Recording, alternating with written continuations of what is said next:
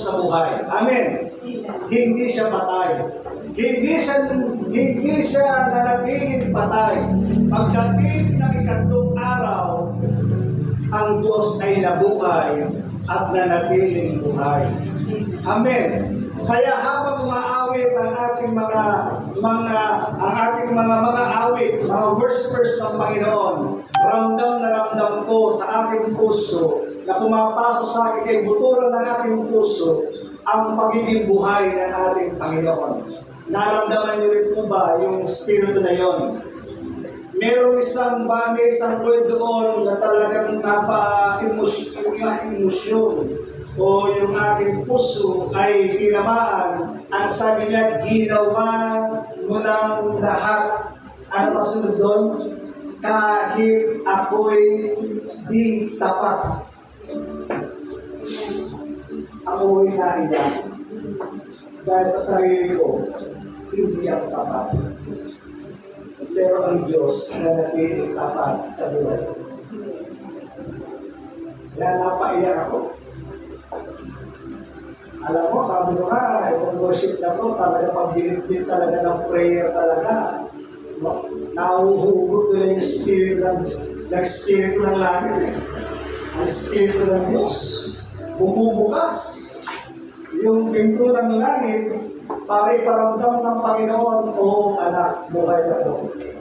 Oo anak, magpaparamdam ako na ako ay buhay.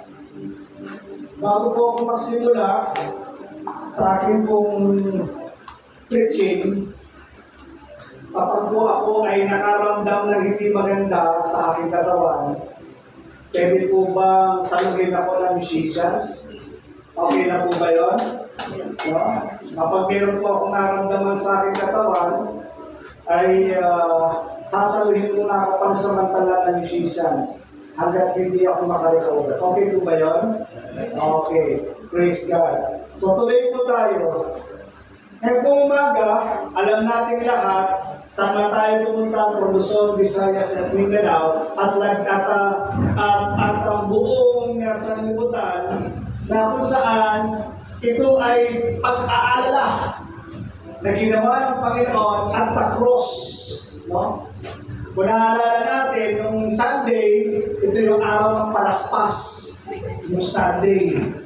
Kaya makikita nyo nung nakarang Sunday, no? Merong nagbebenta dyan sa simbahan, nagbebenta ng palaspas. At bawat naglalakabit ng palaspas. Dahil inaalala nila yung ginawa ng Panginoon nung siya ay papasok doon sa city of Jerusalem na matagumpay siyang nakapasok. No? Yun po yung araw ng Sunday. Matagumpay kapag pasok ng Panginoon. At ang mga sumunod na araw, after ng tagumpay, nagsimula ng mag-suffer yung kanyang buhay, ang buhay ng ating Panginoon. Napilika po ninyo gusto ko iparating. Sa buhay natin minsan, na hindi laging tagumpay ang buhay. After na tagumpay, minsan yung mga pangyayari sa buhay talagang maraming mga sufferings. To the point of death, darating tayo doon. Amen. Kaya ang Panginoon, kumbaga, after na pagpasok, matagumpay na pagpasok, after na nagsimula na pong kalbaryo yung kanyang buhay. Inusisa ang kanyang buhay. Inusisa ang kanyang ministry. Inusisa ang lahat ng bagay na meron sa kanya. Hanggang sa humantong ang pagpapapako sa krus. Iyan po ang ginagawa natin tuwing araw ng Biyernes Santo. Kaya maraming mga tao tuwing Biyernes Santo ay ginagawa ito. Pero gusto ko sanang sabihin sa mga nanonood sa atin ngayong umaga na kung saan yung ginawa ng Panginoon at the cross, tapos na yun eh. Amen.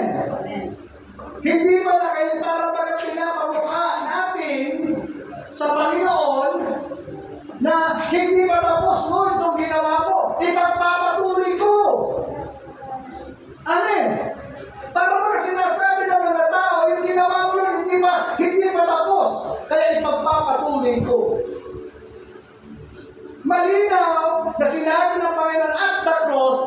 is finished. Ang kailangan mo lamang gawin, lumapit sa Kanya, humingi ng tawad at ang kapatawaran always available. Amen. At ang gusto natin makita sa mga araw na yon, yung kasalanan ng mga tao, binibig ng Panginoon at the cross. Sa kanila po kaya ginagawa, ano kaya binibig nilang kasalanan? Pinag-uusapan namin, di ba lang sinanini yata, dapat kami kumakain. Yung nagpapakako sa krus.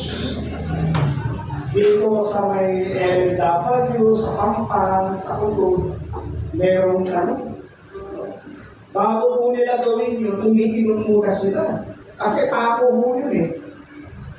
Sasaktan mo sila. Umiinom para pampaampat. Kumbaga, it is abominable. Kumbaga, para itong kasuklam-suklam. Ang ginagawa natin, imbis na pagpapala, I'm sorry to say, doon sa mga taong nakikinig sa atin sa online, ito po ay hindi po karapat-dapat o hindi po ito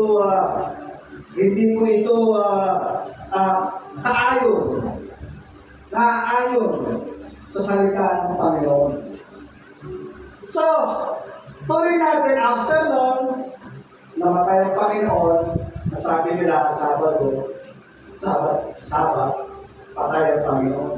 Kaya huwag kakakain ng karne. Kumain pa rin ng karne. Natawag ako, hindi nakakain. Gusto ko kumain ng barbecue. Wala. Dahil bawal daw. Patay. Pag-praise God, sabi nila. Pagdating daw ng linggo na buhay. Ang Diyos natin ay namatay. Pagdating ng ikatlong araw ay buhay at mananatiling buhay magpakailanman. Pwede ba natin palakpakan ng Panginoon? Ang Diyos na pinaglilingkuran natin ay buhay at mananatiling buhay magpakailanman. Amen. Ang Diyos ng Buddhist patay, nanatiling patay. Pero ang Diyos ng mga Kristiyano, pagdating ng ikatlong araw, namatay. Pagdating ng ikatlong araw, muling nabuhay at hindi na muling mamamatay. Amen? Kaya nga po, ang daming lesson na dapat nating makita sa pagkabuhay ng ating Panginoon. Sinasabi natin ito dahil gusto natin makiayos sa kanila. Hindi pinapaalala natin ang Diyos na pinaglilingkuran natin ay hindi sa nanatiling patay, kundi ang Diyos na pinaglilingkuran natin nanatili siyang buhay. Sabi po ng talata ng ating pag-uusapan ngayong umaga, pansinin natin letra por letra ang mga sinasabi ng mga talata ito. Matthew 28 verse 1 to 7. Makaraan ng araw ng pamamahinga. Ano daw yung araw ng pamamahinga? Sabat. Pagbukang liwayway ng unang araw ng linggo. Madaling araw ng Sabado, Sabat day, then pagdating ng alas 12, pumasok na yung unang araw ng linggo. Napipick po ninyo.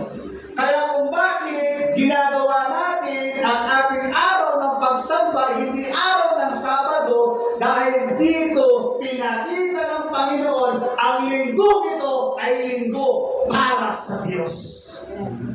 Amen. Sunday is the Lord's Day.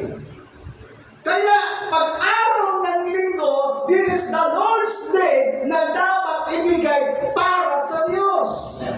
Amen ba? Ganon.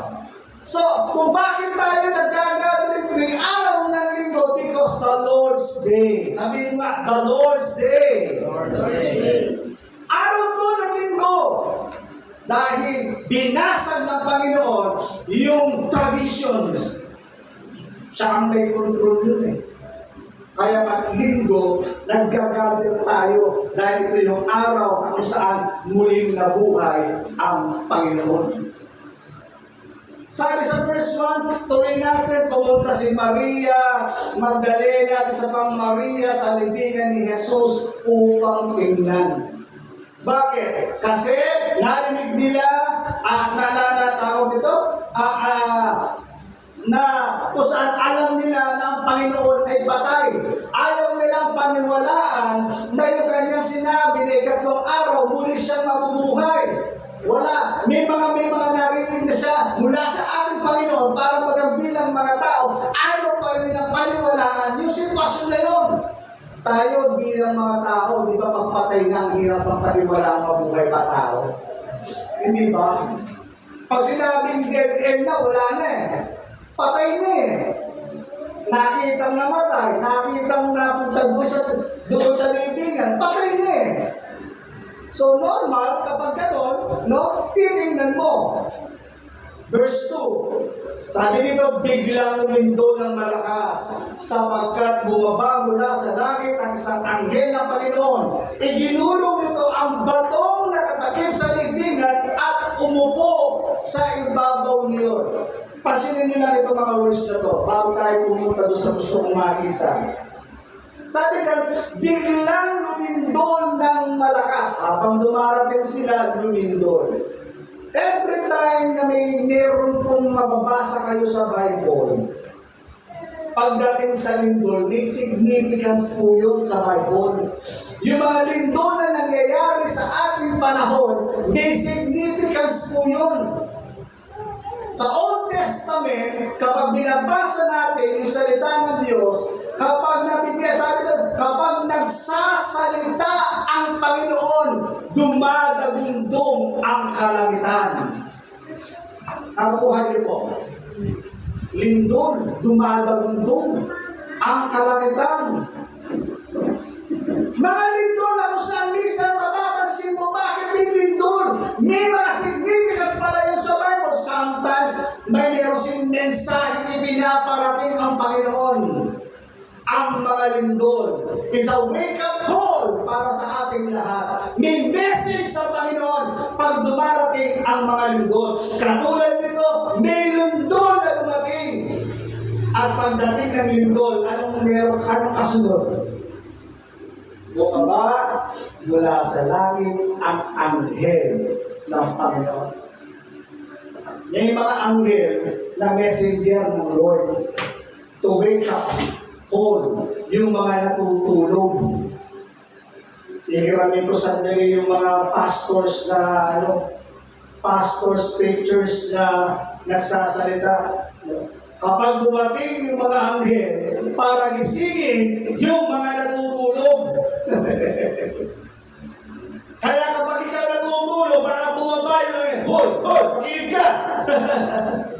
Nakupakunin nyo. To wake up call. Gusto patunayan ng Panginoon na hindi siya patay. Gusto patunayan ng Panginoon na buhay siya. Kaya nandun yung anghel to announce. Yung hinahanap nyo, wala na siya dyan. Pansinin nyo, eto pa. Ano ginawa ng anghel? Iginulong nito ang batong nakatakip sa libingan at umupo sa ibabaw niyon. Bakit? Mamaya pakikita ko po sa inyo kung saan po inilibing ang Panginoon. Nailagay ko yata rito. No? Malaki po yun, walang kayang magbulong nun. To prove lamang, ginawa ng anghel na to, kaya na ito iginulong para ipakita sa mga disciples na wala ng tao dyan. Buhay yan. No? Bakit? Para ba sinasabi ng Panginoon, nandun siya sa loob, sabi niya, nabuhay na ako, anghel, bumaba ka, buksan mo na to. Hindi po gano'n ang istorya. Binuksan nyo ng anghel to prove na wala na siya doon sa loob. Nakukuha po? Tuloy natin. Ang kanyang mukha ay nakakasilaw na parang tingla, puting-puti ang kanyang damit. Nanginginig sa takot ang mga bantay na makita ng mga anghel, sila nabuhay na parang mga patay. Ngunit sinabi ng anghel sa mga babae, huwag kayong matakot. Alam ko, hinahanap mo si Jesus na ipinako sa krus. Alam ng mga anghel na to ang motibo ng mga babae ito. Na kung saan mayroong pagdududa sa kanilang mga puso na talaga bang patay na nga ba ang Panginoon? Kaya pinakita ng anghel na to, pinasabi na ang Jesus na nakilala mo, ang Jesus na pinaglilingkuran mo, ay hindi siya nanatiling patay. Sabi sa verse 6, wala na siya rito sapagkat siya'y muling nabuhay. Palakpakan nga natin ang Panginoon. Wala na siya rito, siya'y muling nabuhay, kaya ng kanyang sinabi. Ano madalas na kanyang sinasabi? Gibain niyo ang templo ito pagdating ng ikatlong araw muli kong bubuuin. Nakukuha po. Ang templo binabanggit, hindi yung templo. Ang templo nakikita natin, kung yung templo na binabanggit ng Panginoon, ang kanyang sarili. Gibain ito ang templo nito. Templo nito. Pagdating ng ikatlong araw ay muli kong bubuuin. Kaya sabi niya, gaya ng kanyang sinabi, halika tingnan ninyo ang himlayan niya. Kaya nakita nila, wala na ang Panginoon. Bakit? Lahing buhay. Ito pa. Verse 7. Magmadali kayo at ibalita sa kanyang mga alagad na siya'y muling nabuhay. Bilang mga mananampalataya, tagasunod, mga disipulo ng Panginoon. Narinig natin ang mensahe ng Diyos na kung saan ibinalita na ating Jesus, na ating Panginoong Jesus ay muling nabuhay. Dapat ipamalita natin ng Diyos na pinalilingkuran natin, siya ay buhay.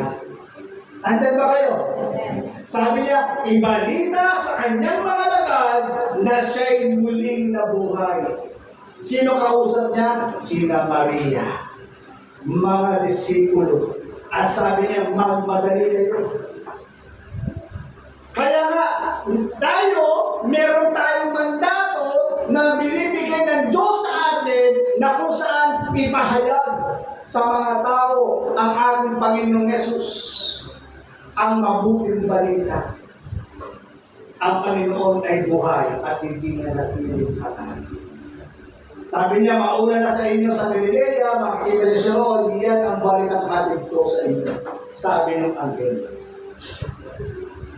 Kaya nga, sa panahon natin ngayon, mahalagang ipamalita natin ito sa mga tao. Ipamalita natin buhay. Mahalagang malaman natin ang pagkabuhay ng Panginoon. Anong kahalagahan? Anong silbi? Anong importansya? Bakit siya muling nabuhay? Anong gusto niya iparating? Mensahe ng Panginoon, bakit siya muling nabuhay? Anong kahalagahan ito sa ating buhay bilang tagasunod ng ating Panginoon? Una, ito ang pundasyon ng ating pananampalataya. Andyan ba kayo? Ito yung pundasyon ng ating pananampalataya. Kung hindi nabuhay ang Panginoon, ano pang silbi ng aming pangangaral? Andyan ba kayo? Sabi po na salita ng Diyos. Unang Korinto 15, 14, 19, and 20. Tinatanong-tanong ko kasi napakahaba niya. Baka maubos po yung oras ko, kinuha ko lamang po yung mga importante. Kung meron kayong gusto tingnan, tingnan nyo yung kabuuan niya. No? Pero kinuha ko lamang po yung mga ilang mga importante hinahanap ko.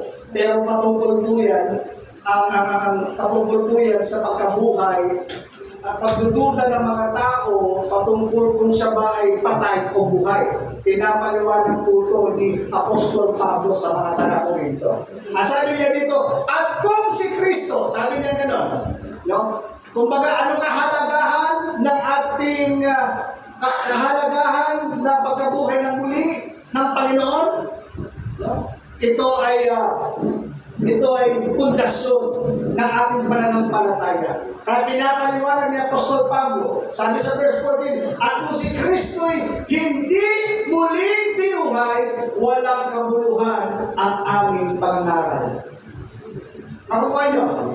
Pasinin niyo yung word na hindi, ha? Nag-aaral po tayo. Nandiyan po kayo. At kung si Kristo hindi muling nabuhay, walang kabuluhan ang iyong pangangaral. Ano bang silbi na mag-aaral ako ng Biblia at mag-aaral ako ng Biblia at mag-aaral, yung pinapangaral ko patay? Sino maniniwala? Wala. Diba? Ano ba silbi ng ating paghayo? Ano ba silbi ng ating Sunday service na ito? Ano ba silbi ng mga reliyon na iba't ibang klaseng reliyon? Kung ang ating paniniwala na pinapangaral natin ay patay, hindi siya muling binuhay. Anong silbi nun? Anong silbi mo na nandito ka pa ngayon? Wala.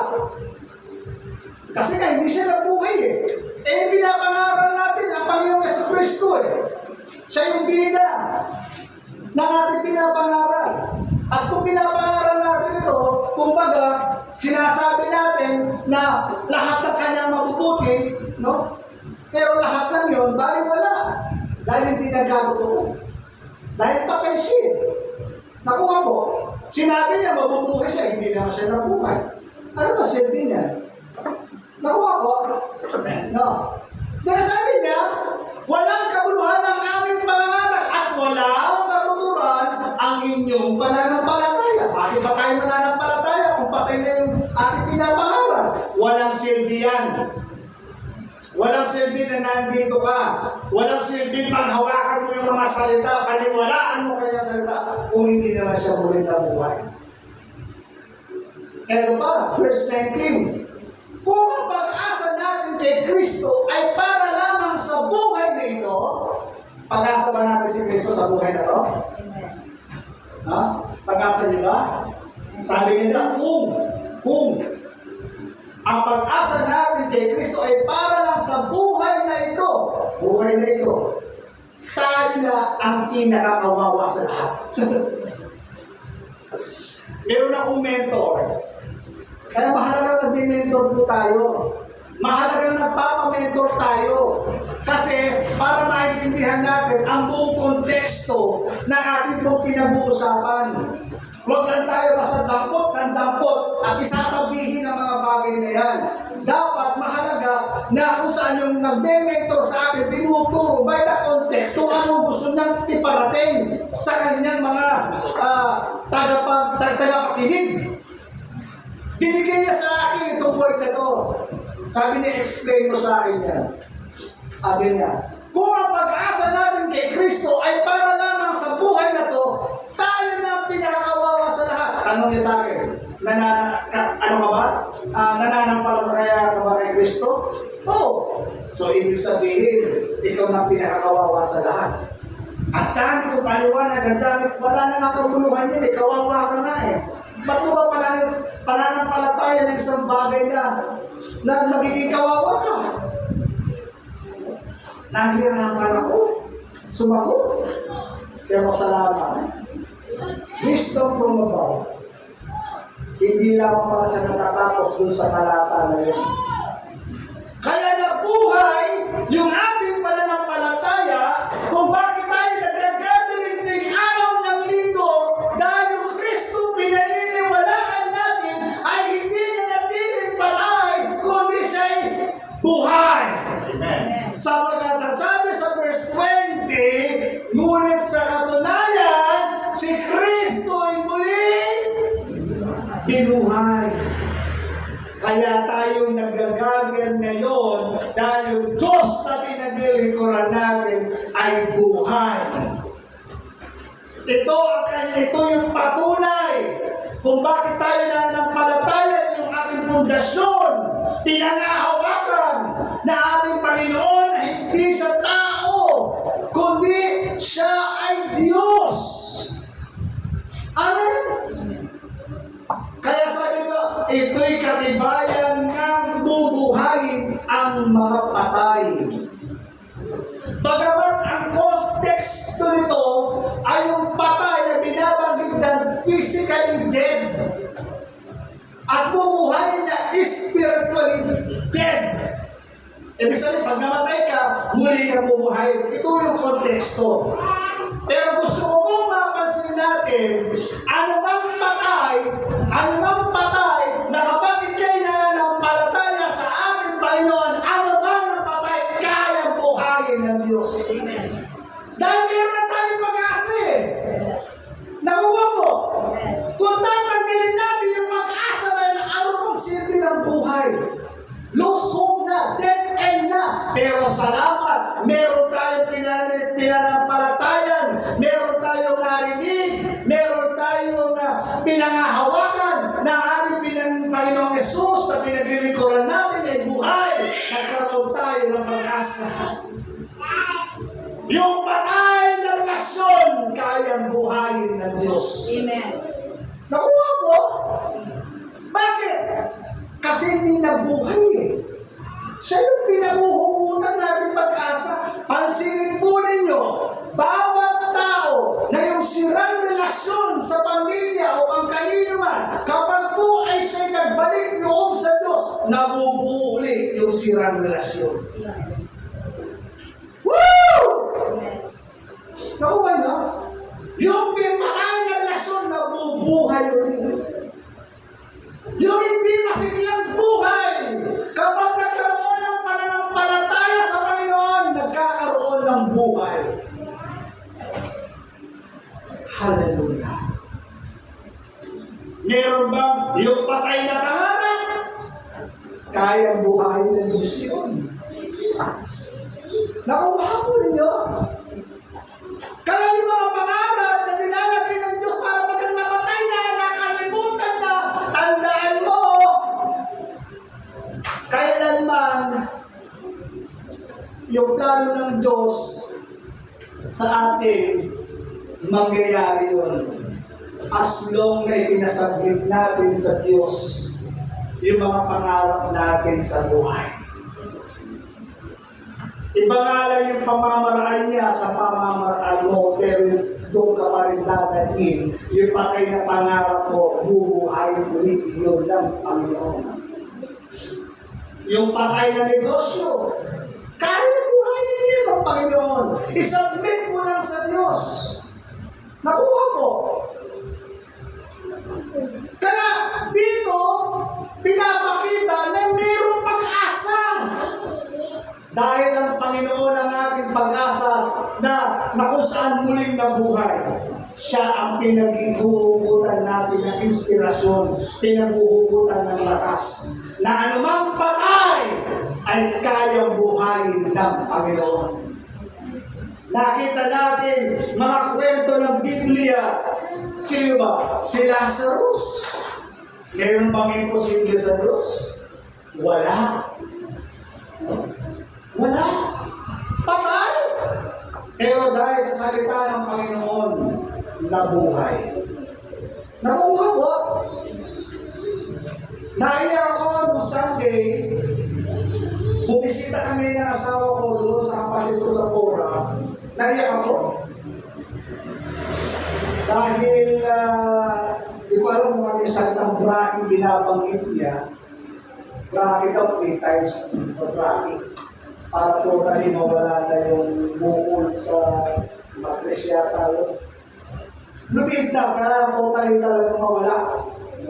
Wala na yun, sabi niya, kailangan na mawala na totally. Para di na lumid. Eh, nakakahalaga ng 25,000. At siya, sabi ko nga. Ganito, kailangan ko ng 25,000. Sabi niya, hindi pala kung saan ako kukuha. Sabi ko nga sa kanya, parang pala tayo ngayon. Kahit ako, problema ko yan. Ang dami niya ng nilapitan, walang nakita. Lumapit na sa trabaho niya, hindi pa rin siya natulungan.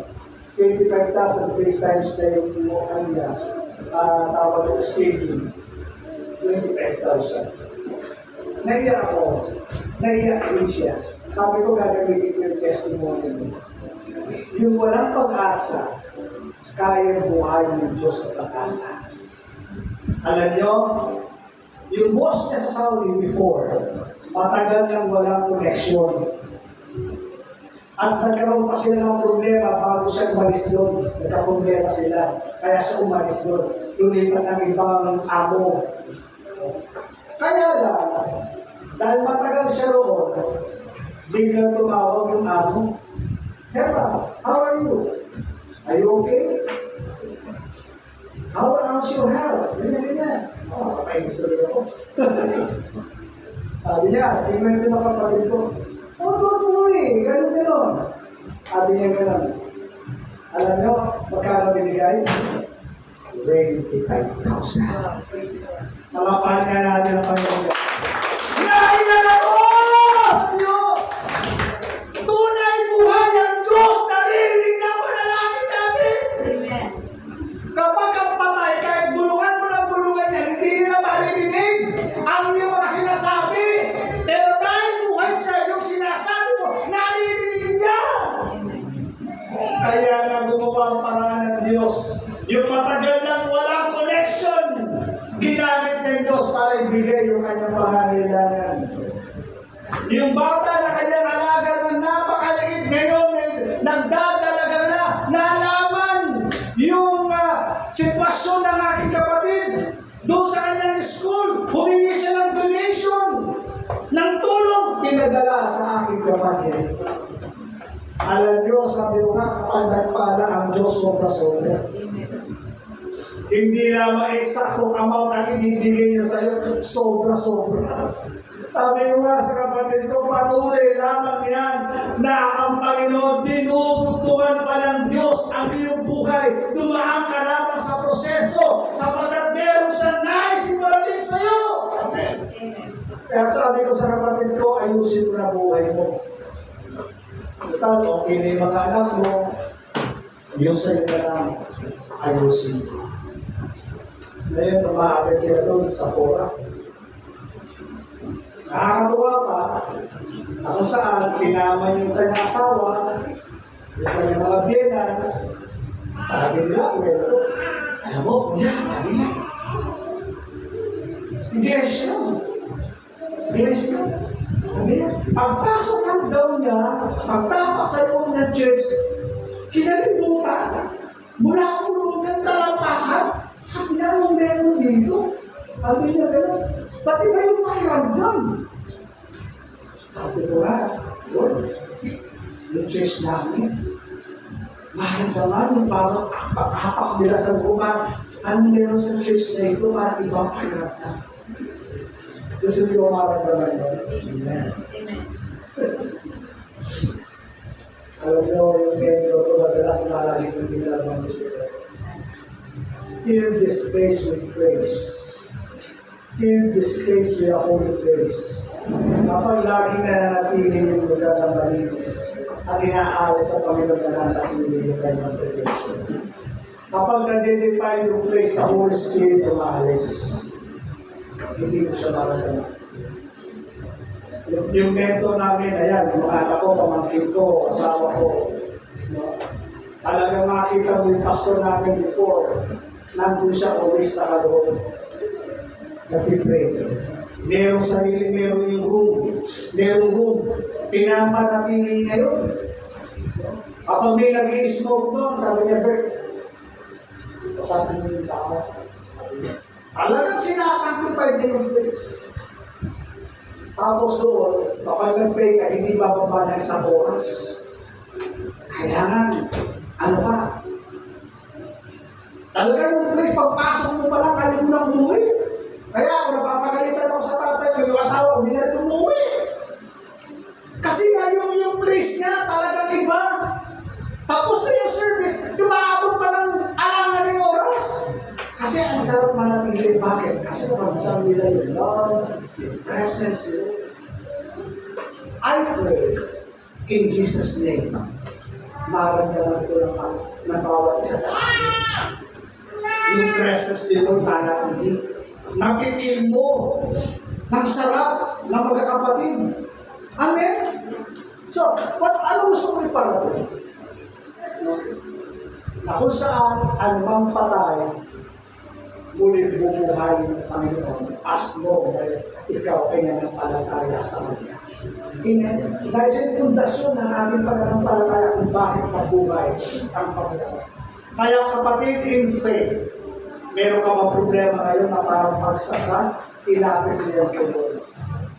Bibigyan niya ng kasi parang pagiging maluwag sa pakiramdam, gagaan ang meron sa iyo. Amen. Kaya ito ang kahalagahan ng muling pagkabuhay ng Panginoon dahil ito ang pundasyon ng ating pananampalataya kung bakit tayo nagkakadir ngayong umaga sa oras na ito. Amen. Pangalawa, kumpletong pagpapalaya at pagpapatawad ng Diyos. Kasi siya lang naman nangako sa atin no? Na kapag tayo ay nagkasala, tayo patatawarin ng Diyos. Alam naman natin, lahat tayo makasalanan. Sino hindi? Pwede ba may taas ang ating kamay na yung hindi nagkakasala? Ha? Lahat! So, hindi tayong lahat. Na tayong lahat, naniniwala ba kayo doon? Hindi ko na lang nilagay dito kasi masyadong sabi ng Bible, ang lahat ay nagkasala. Kasi sinabi lahat, kasama ko doon Di ba? Kasama ka rin ba doon? Kasama ka rin ba doon? Kasama ako doon lahat Kasama ba ako doon? Kasama ba kayo doon? Lahat nagkasala. Tama ba? Ngayon, so tayo lahat ngayon makasalanan. Sabi ng Panginoon, Roma 6:23. Yung na nilagay dyan, basahin nyo na lang sa inyong Bible, kung nagdadagdag guys, jot down na lang. Roma 6:23, ang kabayaran ng kasalanan ay, ano daw? Kamatayan. Kamatayan, hindi lamang physical, kundi kamatayan din pala ito patungo sa dagat-dagatang impyerno. Nakuha po? No. So, hindi pala sabihin, kung inaamin natin na tayo makasalanan, alam na natin ang ating patutunguhan. Dahil ang kabayaran ng kasalanan ay kamatayan. Amen. Lahat pala tayo pupunta ng impyerno. Pero, salamat sa Diyos.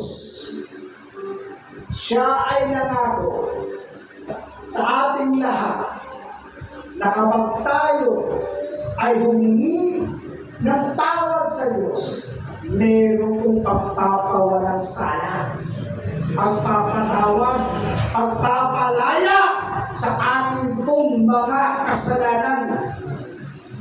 Sabi po, kaya nga sabi dito, kung hindi nabuhay ang Panginoong Jesucristo, walang kwenta, lahat ang sinabi niya at the cross. Hearsay lang yun, lahat ng kanyang sinabi, wala namang evidence. Walang evidence pa. Kasi nga lahat yun, hearsay. Kasi nga, napatay. Lahat yun, para sa salita natin yabang lang yan. Puro salita lang yan. Walang evidence. Pero, sabi mo nga, mababaliwala lahat ang kanyang pangako kung wala kang resibo, wala kang pinangahawakan. Pero salamat. Diba kapag ang tao namatay, para yung sinasabi niya, mapapatutuhanan mo, anong sasabihin ng kanyang iniwan? Yung last will of testament. Ito ang mapapatunay na mga sinabi ko sa iyo ay mapapasa iyo. Kaya yun. At ang testamento na yun, ibinigay sa ating lahat, walang iba kundi ang Bible. Amen. Yan ho yung testamento na nagpapatunay na lahat ng kanyang sinabi ay totoo. Na sino mang lumapit sa atin na tayong makasalanan, makakatanggap tayo ng pagpapawalang sala, makakatanggap tayo ng pagpapatawad mula sa Diyos at hindi na tayo hakanto mula sa dagat-dagatang impyerno. Dahil tinapos kayo ng Panginoon at the cross. Ano sabi ng salita ng Panginoon?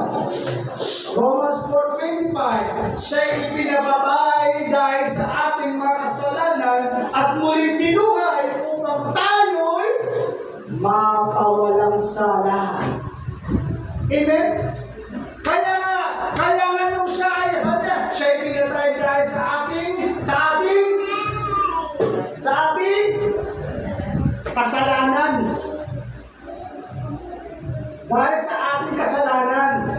Dahil yung kasalanan mo, kasalanan ko, kasalanan ng sangkatauhan, ipinataw sa Kanya. Ipinataw sa Kanya. At lahat ng humingi ng tawad sa Kanya nung siya ay nabuhay. At sabi niya dito, muling bumuhay upang tayo mapawalang sala. Palalayain ka sa mula sa pagkakaalipin ng kasalanan. Nasabi ng kanyang salita at the cross.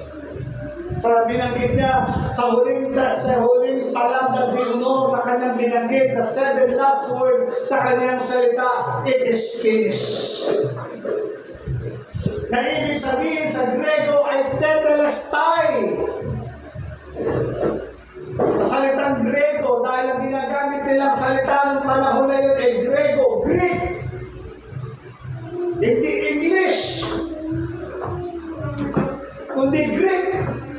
At ang salitang yung ibig sabihin ng it is finished, tetelestai, na ibig sabihin paid in full. Nakuha po, dahil binayaran ng Panginoon ang ating pong mga kasalanan. Amen?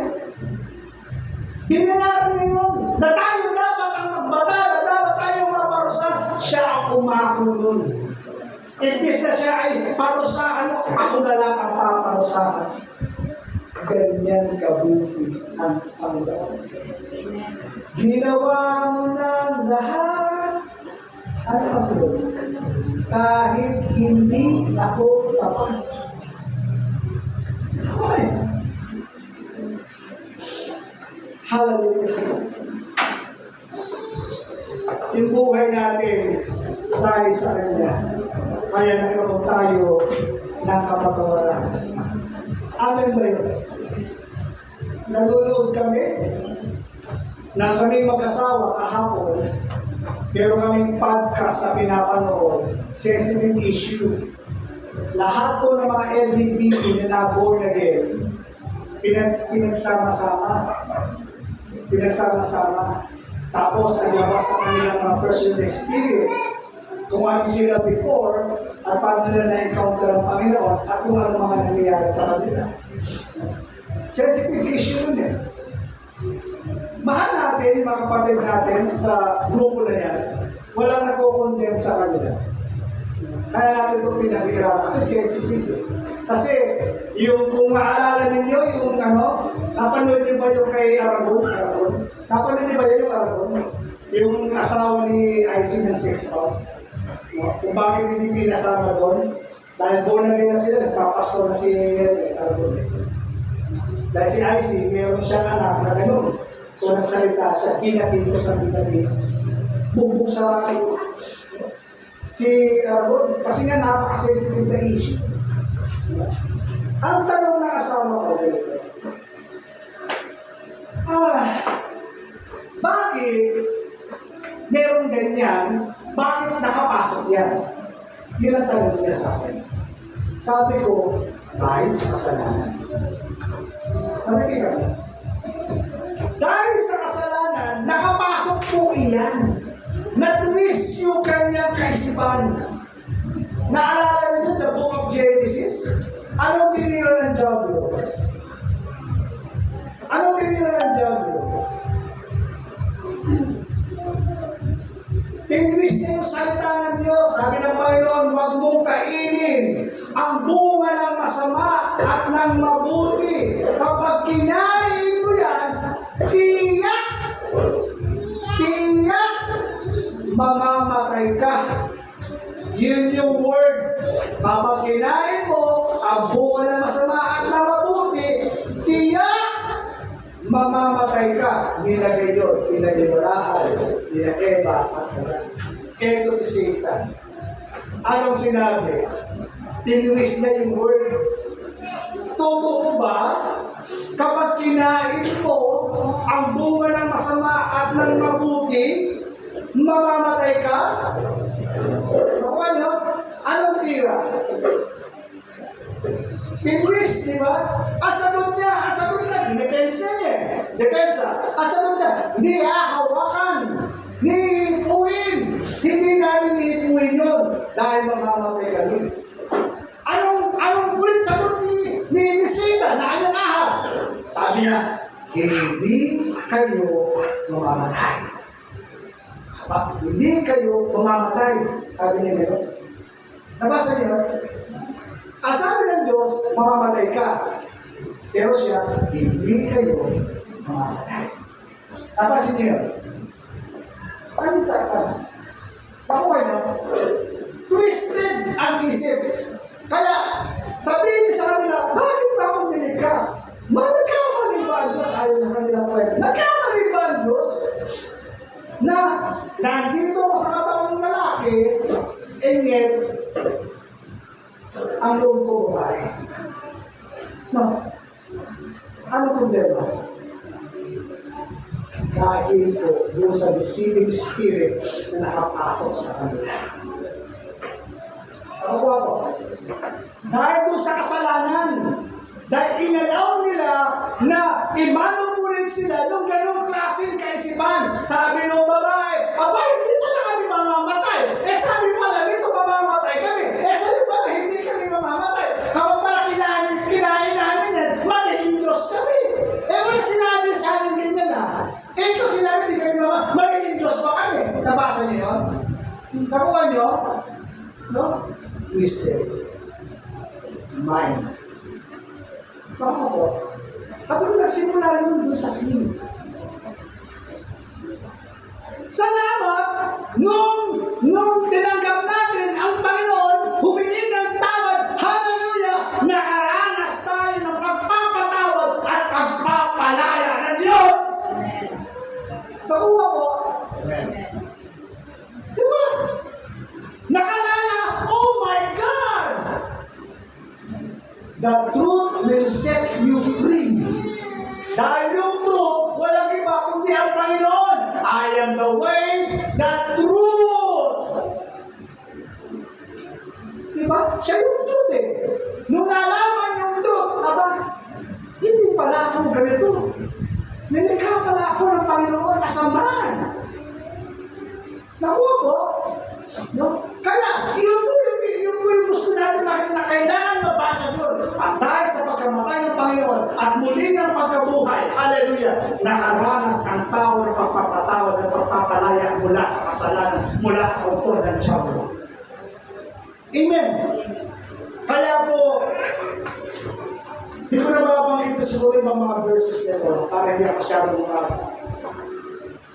kung ikaw man o tayo man ay bilanggo ng isang kasalanan na hanggang ngayon nakakulong ka pa rin dyan, kapatid, may kalayaan. Binayaran na yan at the cross. Kagabi habang ginagawa ko, ito, the Lord spoke into my heart. Pitin mo na yan. Ba't ko pa binabalik? Bayan na yan. May utang pa akong dito, kailangan ko ba? Hindi, binayaran ko na yan at the cross. Meron ka ba kasalanan binabalik-balikan? Bayad na yan at the cross. Masesetpe ka dyan. Bilanggo ka ba ng sugal? Bilanggo ka ba ng masturbation? Bilanggo ka ba ng mga pornography? Bilanggo ka ba ng mga bagay-bagay sa buhay na kung saan nakakasakal sa iyong buhay? Kapatid, di magpapalaya. Dahil sa pagkabuhay ng Panginoon, kaya ang palayain ng Diyos. Saan mang bitbit ng meron sa iyo. Amen ba? Kaya ang mahalagang makita natin ang mga spiritual truth na ito kung bakit na nabuhay ang Panginoon. Kung hindi nabuhay ang Panginoon, mananatili ang buhay natin kalan. Bagsa, walang direksyon, walang patutunguhan, miserable ang buhay. Pero dahil sa muli ng pagkabuhay, nagkaroon ng makabuluhan ang ating buhay. Nakuha po. Kaya nga, kapatid ko in faith, God will set you free. Totoong tinapos ng Panginoon at the cross, it is finished. Tapos na lahat ng mga struggle mo, kapatid. tapos na lahat ng mga struggles mo, lumapit ka lang sa Kanya, God will set you free. Kaya kung mapapansin mo, yung mga kapatid natin sa mga LGBT nung na-born again, pinalaya na sila ng Panginoon. Amen? Hindi nila ginagawa yung dati. Bakit? Kasi kumpletong tinapos na ng Panginoon ang ginawa niya at the cross. Kaya nga, lahat ng mga nangyayari sa buhay natin, minsan is cause of sin. Dahil po sa kasalanan. At dahil doon, nais ng Panginoon na tayong lahat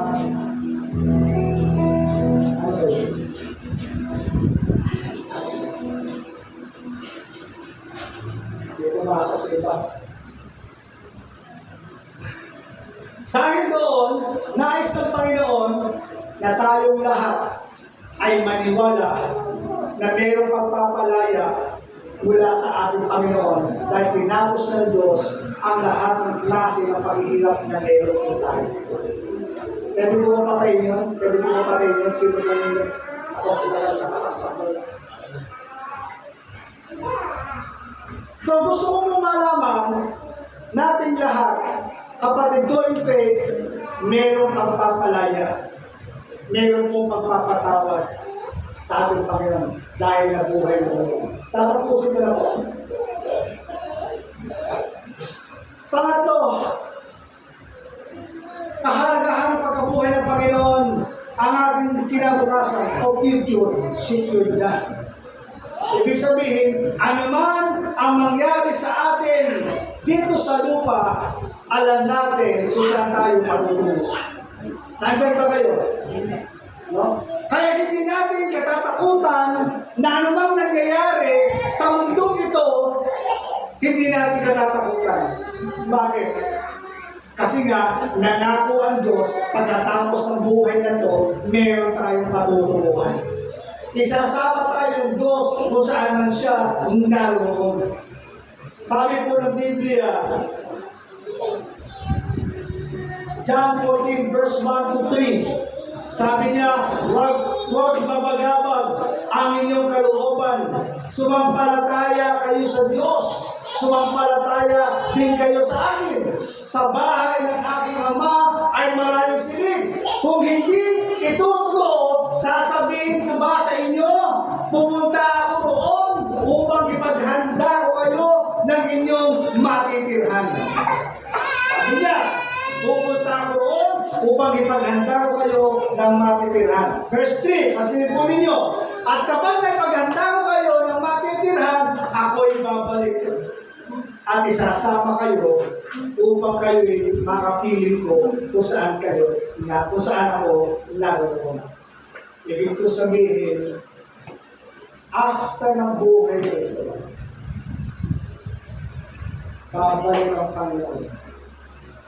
Kung saan ka man naroon, nandito ka man sa lupa, nandito ka man sa ilalim ng lupa, makakalibig, babalik siya, kukunin ka niya, at isasama ka na kung saan siya naroon. Ito po ang kahalagahan ng kanyang muling pagkabuhay. Amen? Kaya nga hindi tayo nababahala dahil sa buhay na ito. Ang buhay na ito pasamantala lang. Tayo tunay na buhay ay nandoon sa piling ng ating Panginoon. Bilang pangwakas, sabi ng 1 Corinthians 15:58, kaya nga mga minamahal kong kapatid, magpakatatag kayo at huwag malitinag. Maging masipag kayo palagi sa paglilingkod sa Panginoon. Dahil alam ninyo, hindi nasasayang ang inyong pagpapagal para sa Kanya.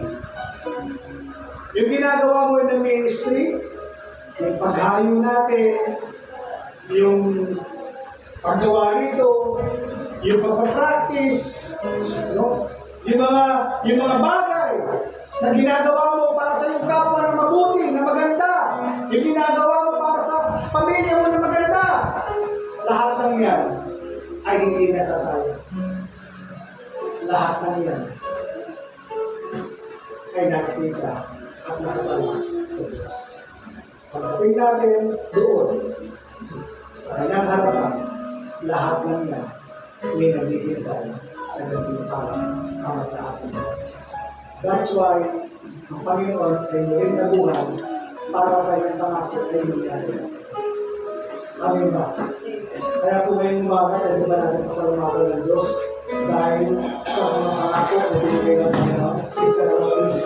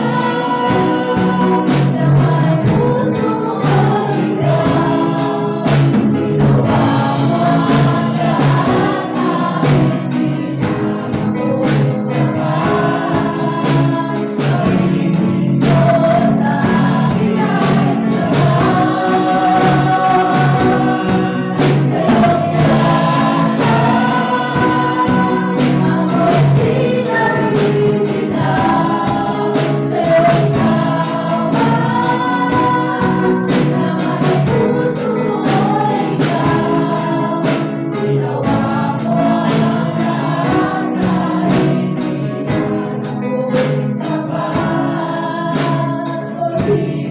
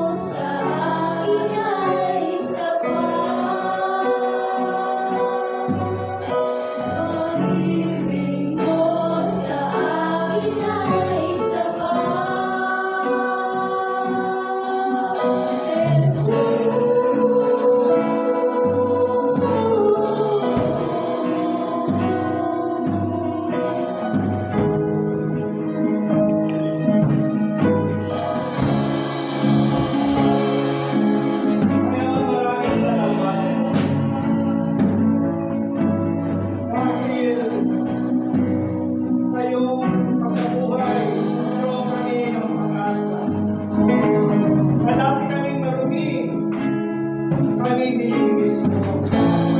Dati kami, Panginoon, nakatulog, nakabilang mo sa nakaraan, nakabilang mo sa kasalanan, nakabilang mo, Panginoon, sa aming buhay na hindi maganda.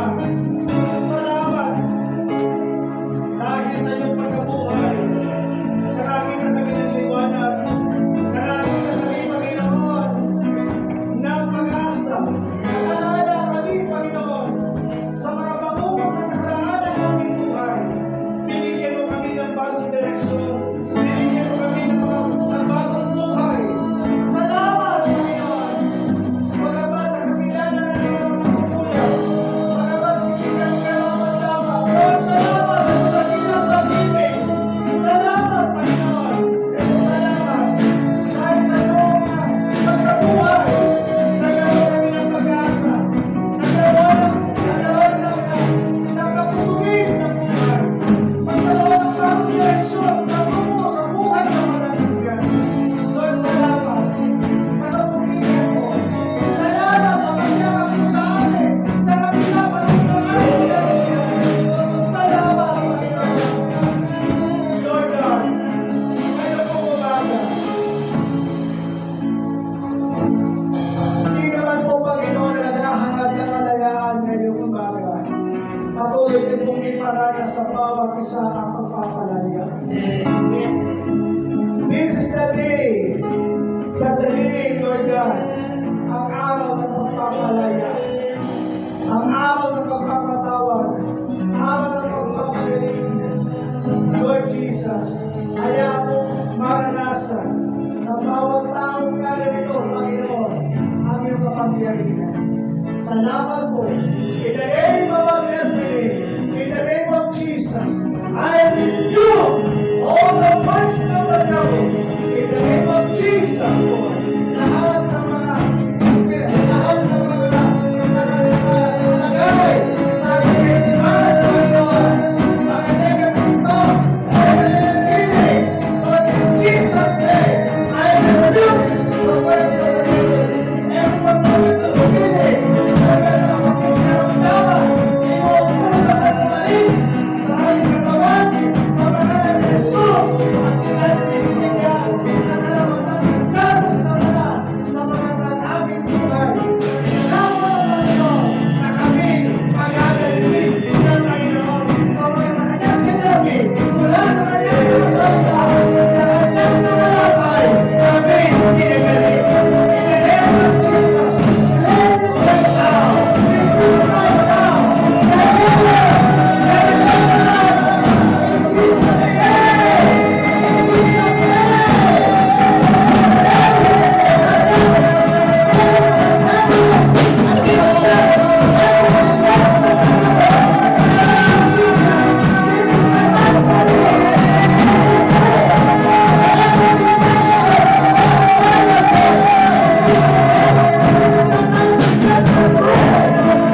Jesus' name, Jesus' name, thank you, Lord. Sa iyong biyaya. Salamat sa iyong biyaya. Salamat sa iyong pagpapatawa. Salamat sa iyong pagpapagaling. Salamat sa iyong pagpapala. Salamat sa mahabang buhay. Salamat sa magandang kalusugan. Salamat sa pagpapala. Salamat, Panginoon, sa magandang relasyon namin bilang isang pamilya. Salamat po! Salamat po! Sa iyong lahat ng mabuhay. Nagpapalitan sa pinagpapalitan sa Pilipinas na pangalan. Kaya naman, ang pangalan ng aming Panginoong Jesus. Ito ang aming panalangin. Ang lahat ng anak ng Diyos ay magsabi na, Amen. Amen. Maraming po salamat and God bless you all.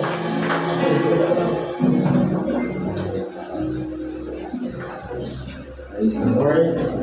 Puri ng Panginoon. Tunay po ang Diyos natin ay buhay.